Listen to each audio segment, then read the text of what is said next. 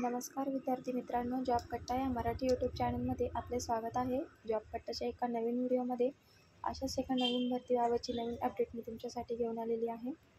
महाराष्ट्र राज्य विद्युत पारेषण कंपनी अंतर्गत विविध तंत्रज्ञ पदांच्या भरतीसाठी जाहिरात प्रकाशित करण्यात आलेली आहे. यामध्ये एकूण 1021 जागांसाठी भरती होत आहे. जे उमेदवार पात्र असतील त्यांनी ऑनलाईन पद्धतीने अर्ज करायचा आहे. यासाठी शेवटची तारीख ही 31 जुलै असणार आहे. या तारखेपर्यंत तुम्हाला अर्ज करता येणार आहे.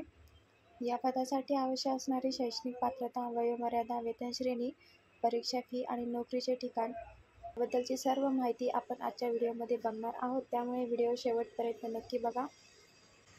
आणि आपल्या जॉब कट्टा या चॅनलवर जर तुम्ही नवीन असाल तर जॉब कट्टा चॅनलला सबस्क्राईब करायला विसरू नका.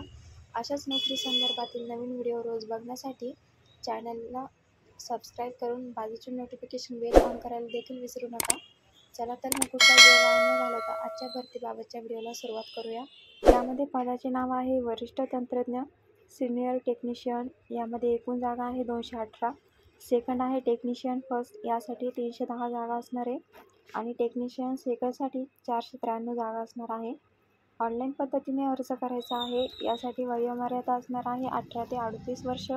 नोकरी ठिकाणी महाराष्ट्र असणार आहे.